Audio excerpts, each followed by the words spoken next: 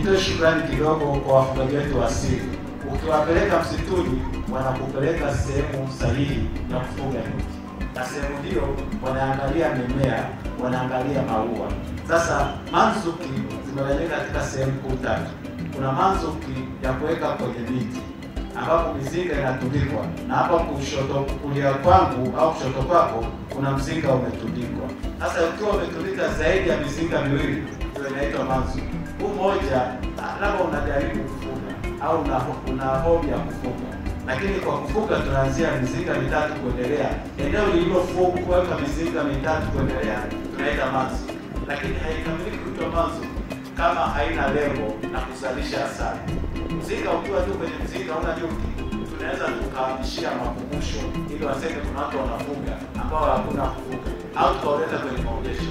Lakini lengo kubwa la kufuga ni kuzalisha, na ili tuzalishe lazima kuwe na mahitaji halisi ya kufuga nyuki. Tuko pamoja? Naendelea kidogo na kwa nini tunafuga. Na aina ya tatu ya manzuki ni manzuki za kuweka kwenye vibanda. Nyuki wanatengenezwa nyumba. Sasa hizi manzuki mbili za kwenye kibanda na kwenye kichanja zinahitaji uweke mzinga ukiwa na nyuki. Maana nyuki wetu hawapendi kuingia mzinga uliowekwa chini, ungojee wapite. Kwa hiyo unatakiwa upate juhudi za makusudi za kuhakikisha umepata kundi lenye nyuki uliowekwa kwenye kichanja. Na hiyo sehemu isiwe na nyegere au sio sehemu wanyama wanapita, kwa sababu utawasumbua. Kwa hiyo inatakiwa ni sehemu ambayo umeandaa makusudi. Kwa mfano kama hii sehemu tuliyoko hapa tungesema ni manzuki, ina fence, unaweza kuweka nyuki kwa kwenye kichanja. Na pia inahitaji usimamizi. Sifa ya tatu ya manzuki nyingine ni manzuki za nyuki wasiodunga. Inaweza ikawekwa kwenye paa la nyumba, inaweza kuwekwa kwenye kichanja, inaweza kujengewa nyumba. Na hizo zinakaa karibu na makazi, kwa sababu nyuki wao wadundi na ni rahisi mtu yote kuvuna. Nyuki hao wanaodunda sio kila mtu anaweza kuvuna, kwa sababu wanajihami. Ningependa kusema kwamba sio kwamba wanakudunda wa makusudi, wanakudunda kwa sababu wanajihami, wamesumbuliwa. Lakini usisipowasumbua wanaendelea na shughuli zako. Nani ambaye kuumwa na nyuki akiwa kwenye maua? Hana shughuli na wewe, kwa sababu kilichopeleka pale ni kuchukua maua. Sasa na manzuki zisiwe mbali sana na eneo la maua. Nimesema zinahitajika safari 500 kuwezesha kijiko kimoja cha chai. Sasa kama nyuki anaenda kilomita 10, hizo safari 500 zitafanyika kwa siku 6. Kwa hiyo inatakiwa manzuki iwe jirani na makazi, na mara nyingi na malisho. Kitu kingine, tunazifuga kwa lengo la kupata mazao. Lazima tuhakikishe mizinga na nyuki na tuwe na kiwango, unasema angalau hichi mavuno ni wastani wa chini. Kwa mujibu wa sheria ya sera ya ufugaji nyuki nchini, imetamka kwamba mizinga iliyotengenezwa kwa vipimo wastani wake kuanzia kilo 10 mpaka 20 kwa kulingana na maeneo. Sasa tunatakiwa tuongeze jitihada ili tuweze kufikia kwenye wastani uliopangwa, na huo wastani unategemea uzalishaji. Sasa ili kwa lengo la kukuza uchumi, na tukifuatilia hotuba za Mheshimiwa Rais, anasema kila kitu kinaenda kitakwimu na uchumi unaenda kitakwimu. Na sisi kwenye ufugaji nyuki, ili tuweze kusema tunachangia uchumi, wanahitaji takwimu. Na takwimu zinaanza kwa mfugaji mmoja, idadi yake ya mizinga, kiwango kiasi cha uzalishaji na mavuno yaliyovuna.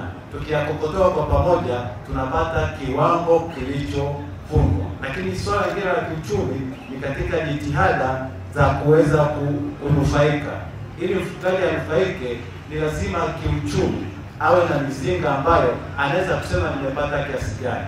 Na takwimu zetu zinaonyesha kwamba ukiwa na mizinga kuanzia 30 mpaka 50, angalau kwa mfugaji mmoja anaweza kuonyesha kitu. Anaweza kuwa na mashiko ya kusema kuna kufuga. Kwa mfano sasa, kama mtu ana mizinga 30 akaweza kuitunza vizuri, akapata wastani wa kilo 15 kwa mzinga, inamaanisha kwamba ana uwezo wa kuzalisha kilo 450. Na hizo kilo 400 akiuza kwa bei ya kwenye manzuki, sio bei ya sokoni. Mtu anaenda kumfuata ambayo imechukulia wastani wa shilingi 6,000, atapata 2,700,000.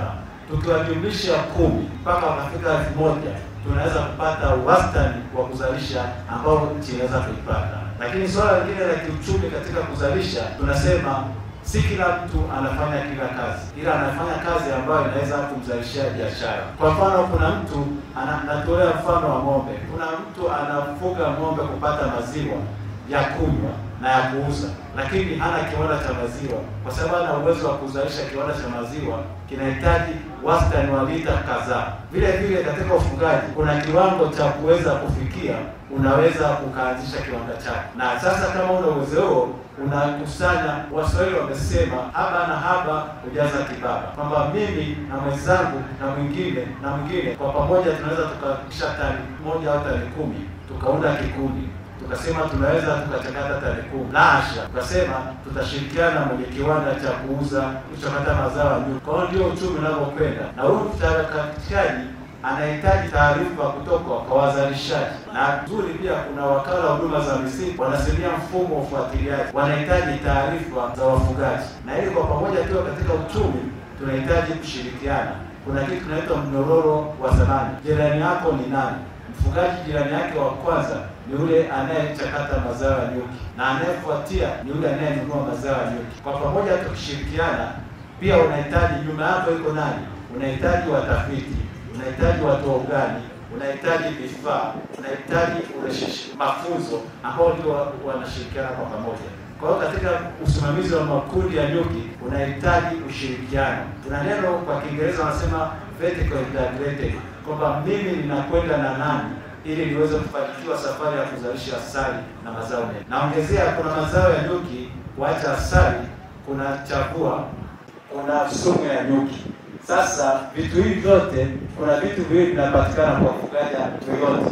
Anaweza kuvuna asali na nta, kwa sababu akitulika zile anapata. Ukitaka kuvuna pollen au chakula, kuna utaratibu wake wa mzinga. Ukitaka kuvuna roje, kuna utaratibu wake wa kuvuna. Ukitaka kuvuna sumu ya nyuki, kuna utaratibu wake ambao unatakiwa tuanze hatua kwa hatua na kuandaa mansuki ya kuzalisha malkia, inaitwa kunyani, ambayo ndio unaweza kuvuna mazao mengine, kuacha mazao ya asali na nta, kwa sababu yale yanahitaji kufungua kila wiki ili kuvuna sumu, kufungua kila wiki ili kuvuna asali. Nafikiri nimeleka.